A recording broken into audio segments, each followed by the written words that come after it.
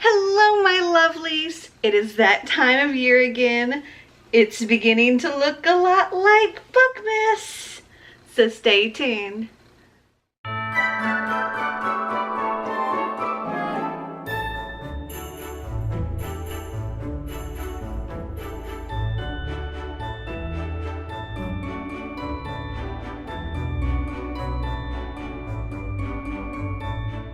Yay! It is time for us to announce the next round of SeasonAthon, the Merry Bookmas Readathon, and I am so excited.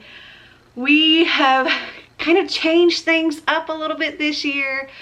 We've come up with like a whole new thing for our challenges. We've come up with some extra fun activities, and we're just so excited to share it all with you. I am joined by my wonderful co-hosts, Clint from Reads Readers and Kaylani from Kaylani Simply Me. If you're not following them, I will have them linked in the description. Make sure and you go and follow them, watch their announcement videos. They'll have other recommendations as well. If you don't already know, SeasonAthon is a readathon that we put on once each season. So we have our spring into reading-a-thon, our summertime reads readathon, our fall into reading-a-thon, and of course, our Merry Bookmas Readathon. And our Merry Bookmas Readathon runs the entire month of December, so yay, an entire month to get all your reading in, all the Bookmas goodies. Oh my goodness. So the past few years, or pretty much every year since we've started the Merry Bookmas Readathon, we've done the 12 challenges of Bookmas, and they've all been like holiday themed songs were our prompts. And we decided to do something a little bit different for our prompts this year. And instead of holiday songs, we asked you during the Fall into Reading-a-thon, what are some of your favorite tropes? So this round of Merry Bookmas will be the 12 tropes of Bookmas. Yeah, are you excited? So before I get into the list of all of the prompts and suggestions for each of the books, I wanted to tell you about one of our extra special things that we're going to be doing this round. So the first weekend of December, which is December 4th and 5th, that's a Saturday and a Sunday, we are going to be hosting a Christmas movie marathon starting at 3 p.m. Eastern time on each of those 2 days. And if you're wondering how exactly we're going to do this, I have found and we have tested this site called Scener.com. That's SCENER.com. And we can host watch parties with like unlimited guests where Clint, Kaylani, and I can be on video chat hosting it. You can be in the text chatting with us.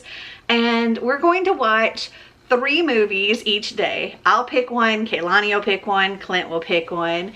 And you will get to watch these along with us and chat with us during them. It's going to be so much fun.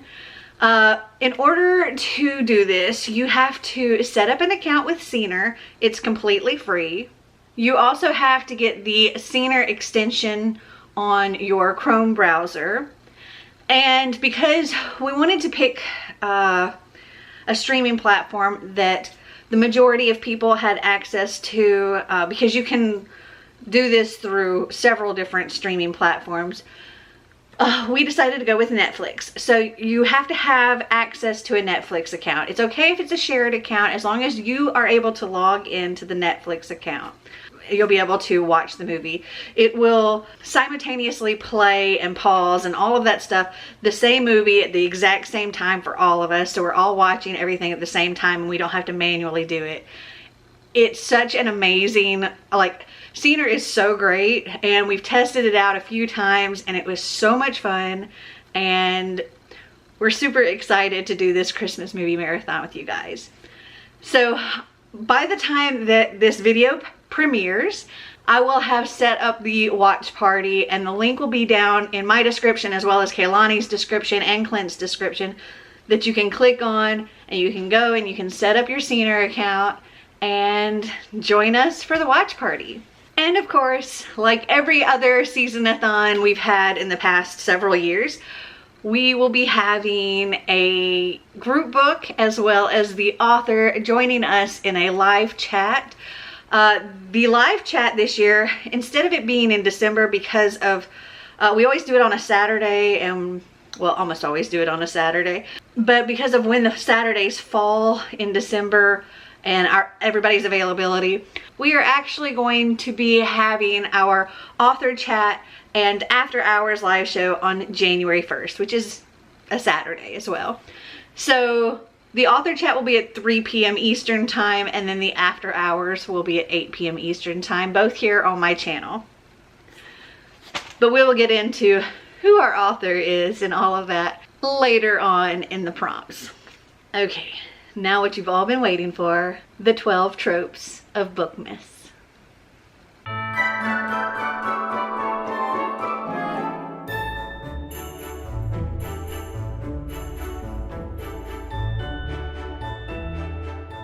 So our first trope of Bookmas is the chosen one. Some examples of that might be Clary in City of Bones by Cassandra Clare.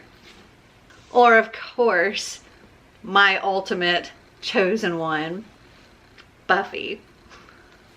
Or another chosen one, as in Slayer. For the second trope of Bookmas, we have second chance. So this can be interpreted in several ways.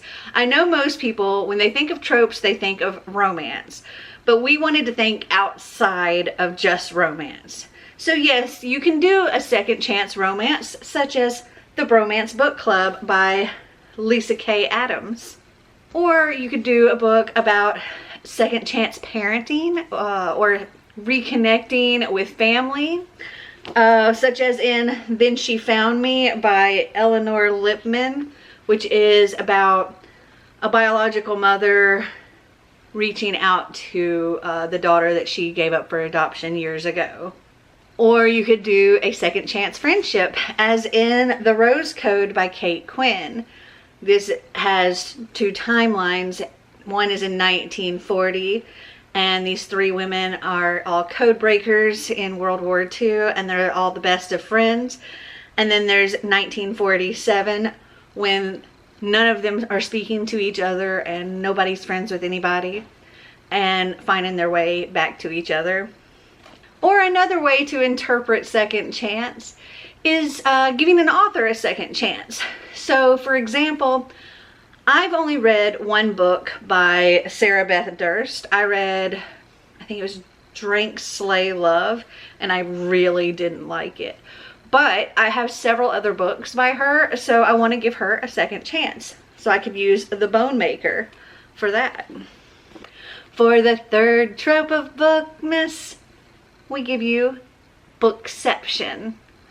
For that, most people would think a book within a book, but again, we try to make these as open as possible. So we're going to say, for example, a book within a book, such as The Reader by Tracy Chee. Or you could do a bookish setting, such as How to Find Love in a Bookstore by Veronica Henry. Or even bookish characters, such as The Southern Book Club's Guide to Slaying Vampires, because they're a bunch of book club ladies. For the fourth trope of Bookmas, we give you friends to lovers / enemies to lovers. You can choose either. So an example of friends to lovers might be Aristotle and Dante Discover the Secrets of the Universe by Benjamin Alir Sainz. Or for an example of enemies to lovers, you could choose The Hating Game by Sally Thorne. For the fifth trope of Bookmas, we give you small towns. This is a very open one. You could read several different kinds of romances, several different kinds of mysteries or thrillers. There's so much to choose from as far as a small town, because a lot of books are set in small towns. So some examples that I grabbed we have the graphic novel Bloom by Kevin Panetta and Savannah Gaucho. Or My Lovely Wife by Samantha Downing.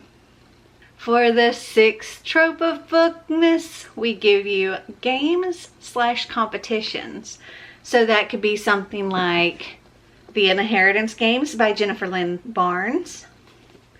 Or it could be something like a tournament such as The Savior's Champion by Jenna Morrissey. Or maybe a contest such as Clicked by Tamara Ireland Stone, where they're like competing to get their app developed. Or it can be a sport such as hockey in Check Please, the graphic novel. For the 7th trope of Bookmas, we give you retellings, which is one of my favorites. For that, it could be like a mythology retelling, such as Lore, or maybe something like an Arabian Nights retelling, such as The Wrath and the Dawn by Renee Ahdieh. Maybe it's a comic book retelling, such as Faith Taking Flight by Julie Murphy. Or perhaps a Shakespeare retelling, such as YOLO Juliet by William Shakespeare and Brett Wright. Or perhaps a fairy tale retelling, such as a Little Red Riding Hood retelling of What Big Teeth by Rose Sabo. For the 8th trope of Bookmas, we give you fake dating. So some examples of that might be To All the Boys I've Loved Before by Jenny Han, or Boyfriend Material by Alexis Hall. But another example that you could use for maybe something that's not necessarily romance is a book that you said you've read when you actually haven't. You were faking it. You could use that for your fake dating prompt. For the 9th trope of Bookmas, we give you close quarters. Now this could be like there's only one bed, there's something like you're confined to a space together. One example might be The Unhoneymooners by Christina Lauren, where this also works for fake dating, but they're having to go on this honeymoon together, and they're not necessarily friends either. So I think that actually works for the enemies to lovers as well. But you could also do something like Escape Room by Marin Stofeles, where they're trapped in an escape room. Close quarters. It could be stranded on a deserted island. It could be snowed in a cabin in the woods. For the 10th trope of Bookmas, we give you a found family. So most people would think things like you formed a family out of people that aren't necessarily family members, and that works for that. You could say a good example of that might be Percy Jackson and the Olympians, or Wolfsong by T.J. Klune. But you can also think of this like a thriller or mystery type thing where you're actually looking for a family member. So some examples of that would be Gone Girl by Gillian Flynn, or Where'd You Go, Bernadette by Maria Simple.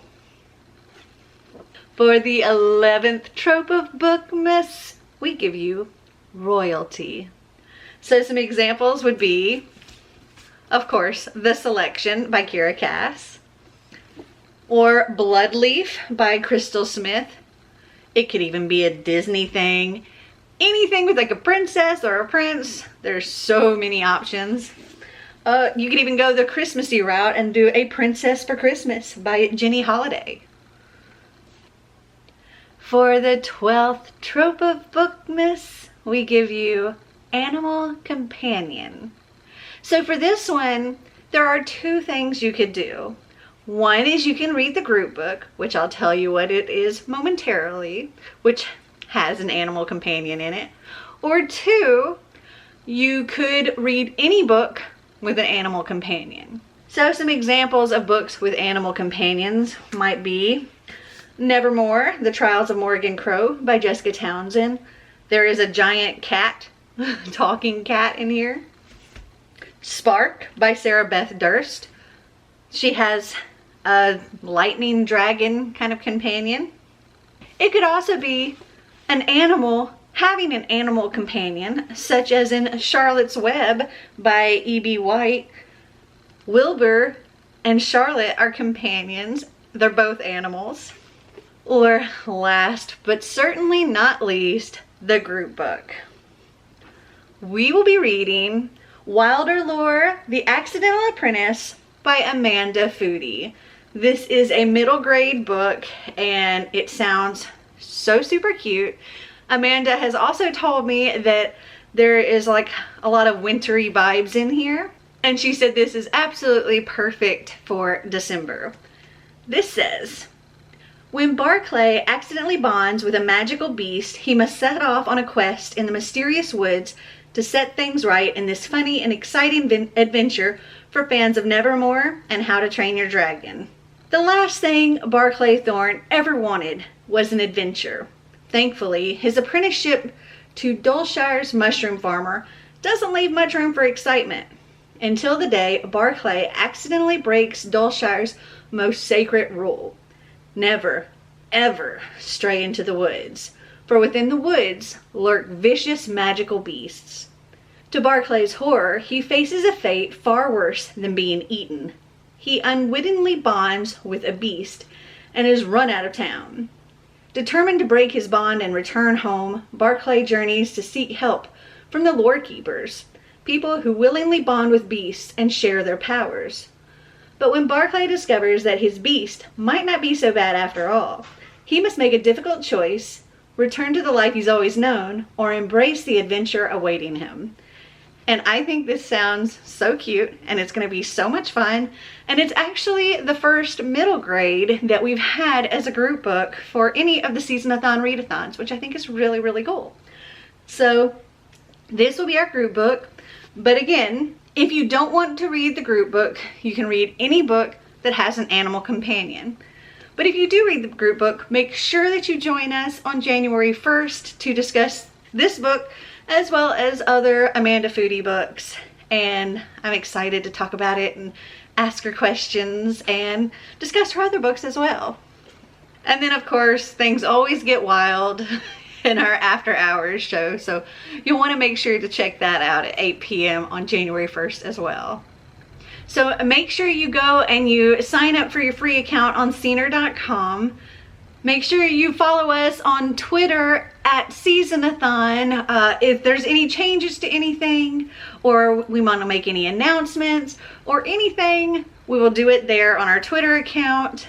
And if you do any TBR pictures, posts, videos, anything like that, or vlogs, or anything from the readathon, tag us at SeasonAthon. I can tell you that I personally will go through and look at everything that everybody shares on our Twitter that you tag us in, and I will watch it, I'll like it, I'll do all of it.